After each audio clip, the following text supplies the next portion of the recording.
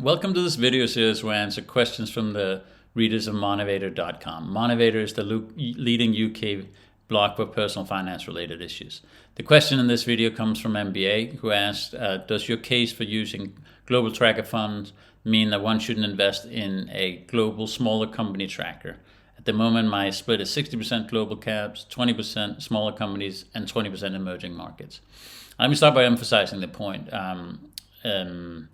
I believe that you should really try for the equity portion of your portfolio to own equities in proportion to their market values. Now, most people in their portfolio should not just own equities. There are other videos that I've done on how you should think about your split between different asset classes. Equities only would be too risky for most people.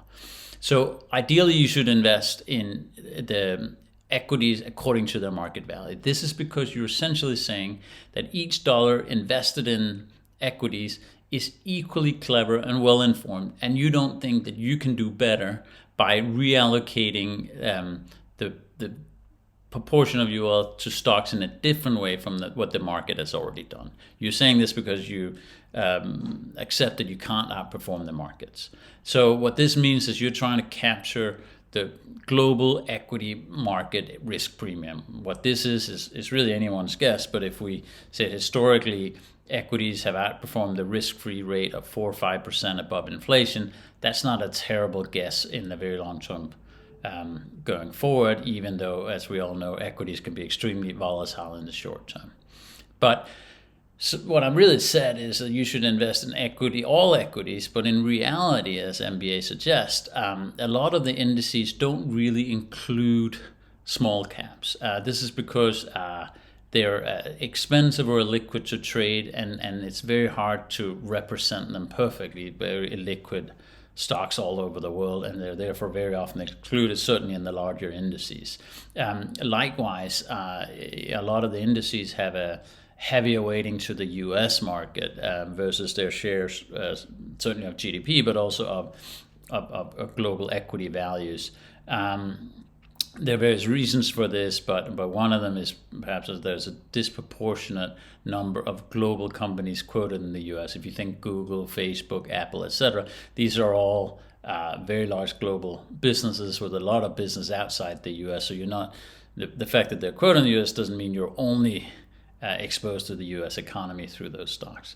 But in any case, I don't really have a problem, as MBA suggests, with people that say, well, I kind of want to correct this lack of exposure to small caps, or I kind of want to get a little bit away from what some perceive as an overexposure to the U.S. stock markets. And there are various ways you can do that, including in buying small cap indices. Make sure you do that in a globally diversified way, or buying ex-US indices.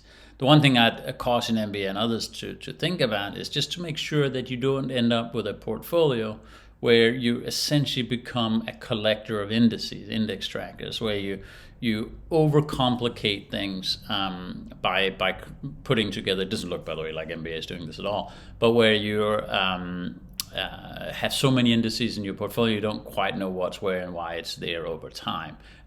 In reality, a lot of global indices are highly, highly correlated, especially when adjusted for market caps. And I think you get 95% of the way there by just having the global tracker.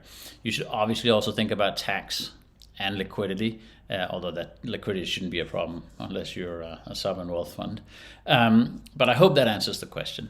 My name is Lars Kroijer. I'm a former hedge fund manager who's written a couple of books about finance, and I've now done some videos and blogs as a hobby. The premise of my work revolves around the fact that I believe that the vast majority of investors really have no chance of outperforming the markets.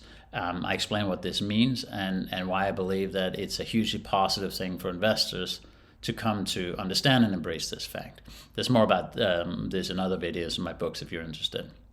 But in any case, thanks for watching. There are other videos in this Q&A format if you're interested. But in any case, I hope you found this video useful.